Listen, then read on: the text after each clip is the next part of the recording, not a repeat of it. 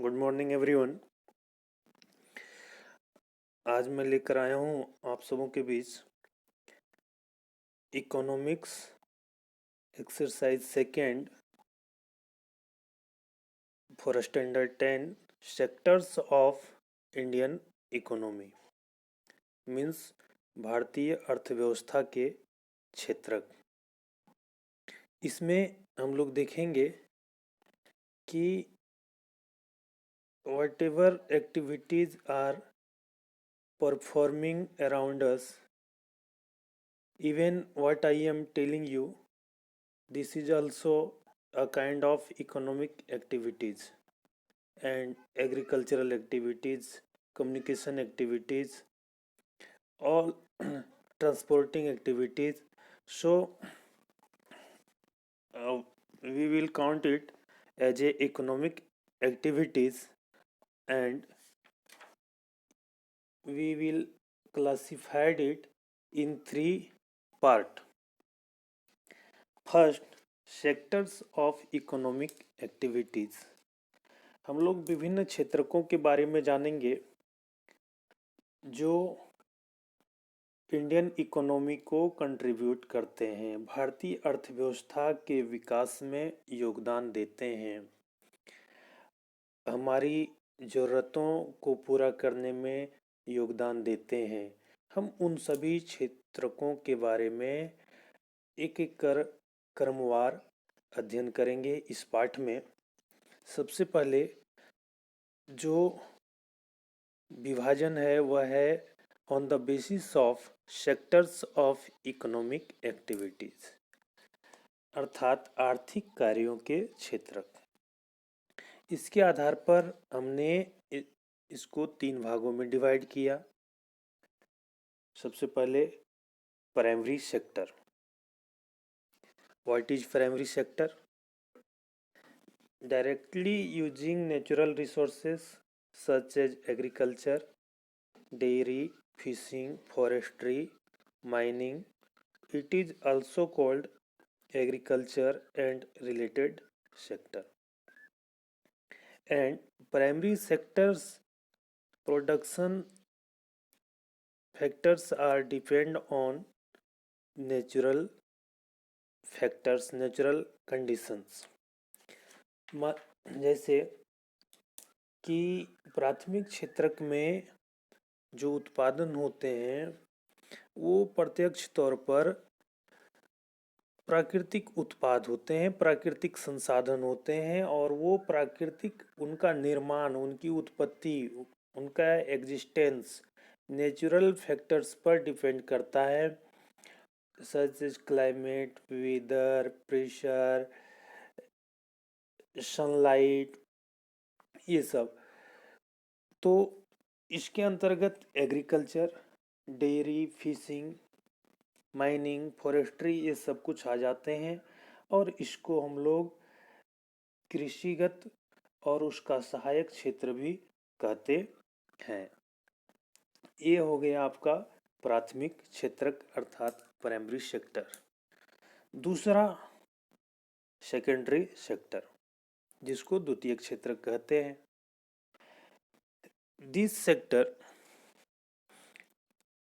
Change the things in other forms by the process of manufacturing, such as sugar mill, bread factory, rice mill, etc. It is also called industrial sector. इसको औद्योगिक क्षेत्रक भी कहते हैं। यहाँ manufacturing work होता है, विनिर्माण होता है, वस्तु की अवस्था को परिवर्तित किया जाता है। यहाँ पर मशीनों के प्रयोग से उन वस्तुओं को जो हमने प्राथमिक क्षेत्रक में प्राप्त किया था, what we got from the primary sector, their stages are changed by the machinery. तो मशीनों के द्वारा उसका अवस्था में, उसका रूप में परिवर्तन किया जाता है, और उसको हम लोगों के यूज करने लायक, उपयोग करने लायक बनाया जाता है उद्योगों के सहायता से। तो इसको औद्योगिक क्षेत्रक भी कहा जाता है, यानी द्वितीयक क्षेत्रक को औद्योगिक क्षेत्रक कहा जाता है। क्यों कहा जाता है? क्योंकि यह प्राथमिक क्षेत्रक के द्वारा जो उत्पादित माल है उसका यहाँ विनिर्माण होता है। किसके सहयोग से? तो मशीनों के सहयोग से, और उपयोगी बनाया जाता है। तो ये हो गया secondary sector. Next, tertiary sector यानी तृतीयक क्षेत्रक। इसको हम लोग सेवा क्षेत्रक भी कहते हैं। अभी हम लोगों ने देखा कि प्राइमरी में प्रोडक्शन हो रहा है, सेकेंडरी में मैन्युफैक्चरिंग हो रहा है, तृतीयक में ना प्रोडक्शन हो रहा है ना मैन्युफैक्चरिंग हो रहा है। टर्शियरी का वर्क है, टर्शियरी का फंक्शन है कि जो प्राइमरी में जो प्रोडक्शन का कार्य हो रहा है वहाँ उसको प्रोडक्शन कार्य में सर्विस प्रोवाइड करना। इसको हम लोग डिफाइन करेंगे, activities that help in development of primary and secondary for production and manufacturing works that are called tertiary sector, such as bank, transport, postal service, communication service, teaching. These are some examples of tertiary sector अर्थात तृतीयक क्षेत्र, इसको हम लोग सेवा क्षेत्र कहते हैं। ये प्राथमिक क्षेत्र के उत्पादन कार्य में और द्वितीयक क्षेत्र के विनिर्माण कार्य में सहायता पहुंचाने का काम करता है, इसलिए इसको सेवा क्षेत्र कहा जाता है। यह कोई प्रोडक्शन और कोई विनिर्माण नहीं होता है, ये उनकी सहायता के लिए बना है। और आज के समय में ये तो काफ़ी उपयोगी है और इसमें सबसे ज़्यादा लोग आज एम्प्लॉयमेंट पा रहे हैं। अब आगे हम लोग देखते हैं दूसरा जो क्लासिफिकेशन है, on the basis of ownership. On the basis of ownership को जानने से पहले एक बार हम लोग कंपैरिजन कर लेते हैं तीनों क्षेत्रकों की, कि primary sector, secondary sector, tertiary sector में सबसे ज़्यादा प्रोडक्शन किस में होता है, कौन सबसे ज़्यादा कंट्रीब्यूट करता है देश के इकोनॉमी में। इसको इस पर यदि हम गौर करें तो पाते हैं कि पूर्व के समय में सबसे पहले प्राइमरी सेक्टर में प्रोडक्शन सर्वाधिक था, उसका महत्व सबसे ज़्यादा था, उसमें सबसे ज़्यादा लोगों को एम्प्लॉयमेंट मिलता था। पर कुछ वर्षों में जब औद्योगिक क्रांति हुई, मशीनों का आविष्कार हुआ, विज्ञान की प्रगति हुई, मशीनों का उपयोग हर जगह होने लगा, तो उस प्राइमरी सेक्टर को पीछे छोड़ दिया सेकेंडरी सेक्टर ने। और उसके लगभग 100 वर्षों के बाद फिर धीरे धीरे सेकेंडरी सेक्टर को भी पीछे छोड़ा सर्विस सेक्टर ने। सेवा क्षेत्र का महत्व बढ़ा, ज़रूरतें बढ़ी और इसमें आज सबसे ज़्यादा लोगों को रोजगार के अवसर प्राप्त हो रहे हैं। तो इस प्रकार से तीनों क्षेत्रकों में जो हिस्टोरिकल चेंजेज आया, प्रोडक्शन में, एम्प्लॉयमेंट में, इकोनॉमी में कंट्रीब्यूट करने की जो सामर्थ्य था उसमें, उस शक्ति में, तो ये परिवर्तन देखने को मिला। और यदि हम लोग कहें कि मैक्सिमम लोग कहाँ एम्प्लॉयमेंट है, कहाँ मिल रहा है लोगों को, तो अभी वर्तमान समय में यदि देखा जाए तो सबसे ज़्यादा लोग, जैसा हमने पूर्व में कहा, टर्शियरी सेक्टर में लोगों को रोजगार मिल रहा है। अब हम लोग आते हैं on the basis of ownership. इसके आधार पर दो क्षेत्रकों में बांटा गया है, पब्लिक सेक्टर और प्राइवेट सेक्टर। क्या है public sector? The industries that are owned by a state or its organization that called public sector। जो सरकार के द्वारा, गवर्नमेंट के द्वारा संचालित हो रही हैं, जैसे railway, post office, some bank also. तो ये सब, या जो गवर्नमेंट स्कूल्स हैं, तो ये सब आपके पब्लिक सेक्टर के अंतर्गत आते हैं। और यहाँ जो भी प्रोडक्शन होता है वो उचित मूल्य पर लोगों को वो वस्तुएं मिले, इस वजह से ये सेक्टर संचालित होता है। जैसे हम लोग बोलते हैं कि इंडिया की इकोनॉमी मिक्स्ड इकोनॉमी है। मिक्स्ड इकोनॉमी मीन्स यहाँ पब्लिक सेक्टर भी अप्लाइड है और प्राइवेट सेक्टर भी अप्लाइड है, दोनों वर्क कर सकते हैं। तो यहाँ यहाँ हम लोग पब्लिक सेक्टर के बारे में देख रहे हैं, जो लोगों के वेलफेयर के लिए काम करता है, प्रोडक्शन करता है। और essential, this sector works for providing essential services to the people. Their aim is not only to earn profit to welfare for the people, their main focus on that. So public sectors are required for India like country. Bharat जैसे देश के लिए public sector का होना जरूरी है। अब हम लोग देखते हैं वहीं प्राइवेट सेक्टर के विषय में कि प्राइवेट सेक्टर क्या है। Industries that are owned by individuals और firms that are formed by individuals.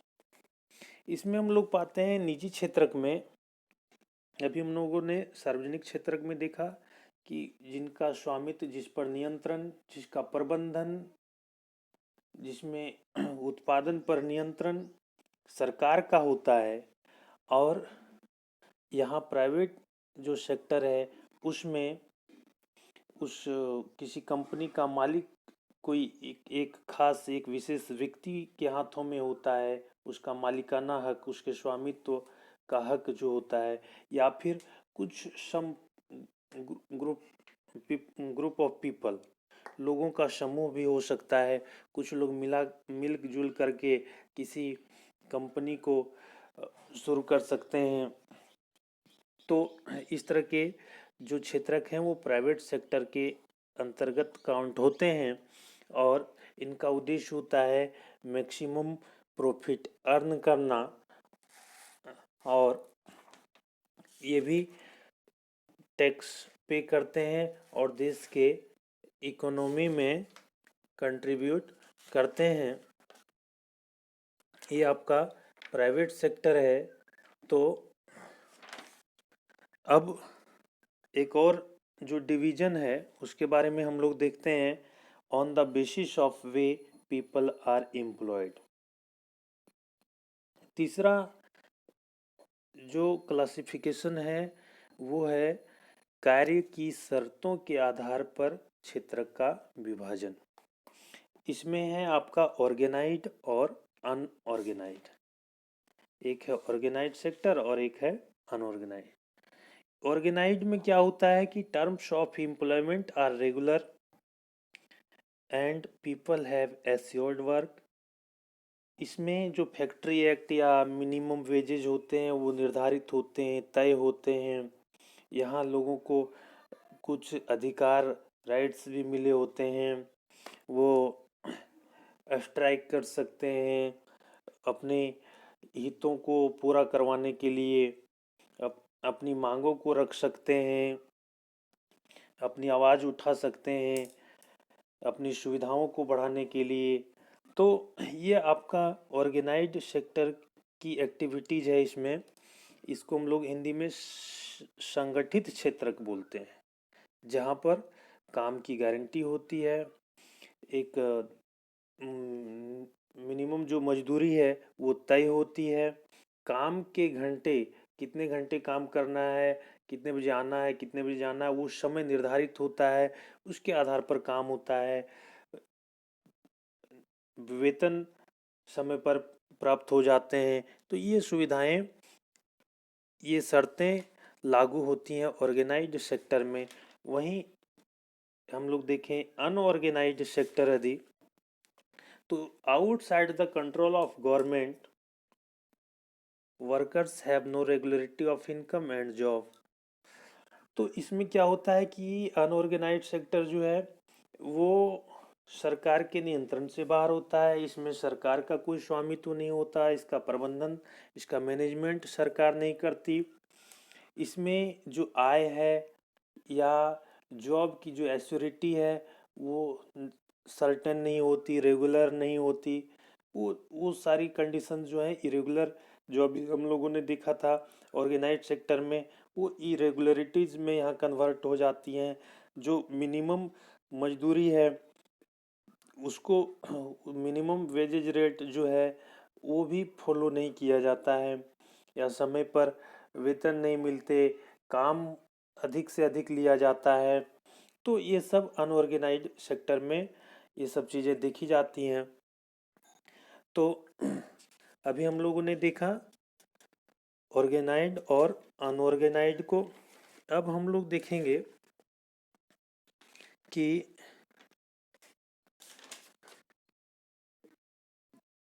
NREGA 2005, इस तरह से जब अनऑर्गेनाइज्ड सेक्टर में लोगों को रोजगार का अभाव होने लगा, लोग गरीबी से पीड़ित हैं, अपना रोजगार का अभाव है, लोगों में अनएम्प्लॉयमेंट है, तो ये सब परिस्थितियों से निपटने के लिए सरकार ने एक एक्ट बनाया 2005 में, जिसमें कहा गया कि 100 days work guarantee in an year, 1 साल में काम की गारंटी होगी। 1 साल में 100 दिन आपको रोजगार अवश्य ही दिया जाएगा। और सरकार ये काम करेगी, लोगों से काम लेगी, उसके बदले में उन लोगों को मजदूरी दी जाएगी। अब हम लोगों को देखना है अनएम्प्लॉयमेंट के बारे में। अनएम्प्लॉयमेंट भारत में दो तरह के देखे जाते हैं जनरली। एक है डिसगाइज्ड अनएम्प्लॉयमेंट, जिसको हम लोग हिडन अनएम्प्लॉयमेंट भी बोलते हैं, छुपी हुई बेरोजगारी भी बोलते हैं। और it is usually seen in agriculture sector. ये प्रायः देखा जाता है आपका एग्रीकल्चर सेक्टर में, जहाँ पर यदि किसी खेत में 2 लोगों के काम की आवश्यकता है, तो उस परिवार में यदि 6 लोग हैं तो सब लोग जाकर के मेहनत कर रहे हैं, एक्स्ट्रा एफर्ट लगा रहे हैं, काम कर रहे हैं, लेकिन वहाँ जो प्रोडक्शन हो रहा है वो उतना ही हो रहा है, उसमें कोई चेंजिंग नहीं आ रहा है, उसमें कोई बढ़ोतरी नहीं हो रही है। तो जहाँ जितना लोगों की ज़रूरत है उससे ज़्यादा लोग काम में लगे हुए हैं, काम में तो लगे हुए हैं लेकिन प्रोडक्शन नहीं बढ़ रहा है। तो इस तरह की स्थिति को हम लोग डिसगाइज्ड अनएम्प्लॉयमेंट कहते हैं या हिडन अनएम्प्लॉयमेंट कहते हैं। और एक है ओपन एम्प्लॉयमेंट, जहाँ लोग रोजगार के लिए प्रयास कर रहे हैं, उनके पास रोजगार का कोई विकल्प नहीं है और वे काम की तलाश में इधर उधर सर्च करते हैं पर उन्हें कोई काम नहीं मिल पाता। तो इस तरह की बेरोजगारी को ओपन अनएम्प्लॉयमेंट कहते हैं। एक है हाफ अनएम्प्लॉयमेंट। तो इसमें क्या होता है कि आप पूरा दिन एक्सपेंड किए और बहुत कम अर्निंग कर पाए, जो पॉपुलर वेजेज रेट है वो उतना नहीं मिला, तो उस तरह की अनएम्प्लॉयमेंट को हम लोग हाफ अनएम्प्लॉयमेंट या कासी अनएम्प्लॉयमेंट के नाम से जानते हैं। आज मैक्सिमम पीपल जो हैं सर्विस सेक्टर में एम्प्लॉई हैं, प्राइमरी सेक्टर, सेकेंडरी सेक्टर को टर्शियरी सेक्टर ने पीछे छोड़ दिया है और काफ़ी प्रगति विगत वर्षों में खास करके 1973 के बाद से देखा गया है कि सर्विस सेक्टर में काफ़ी तेज गति से इस क्षेत्र ने प्रगति की है। तो अब आप हमें लगता है कि किसी भी यदि कोई कहीं काम कर रहा है तो उसको आप किसी भी क्षेत्र में डिवाइड करना हो तो आराम से कर सकते हैं। और इस पार्ट में आज इतना ही। Thank you.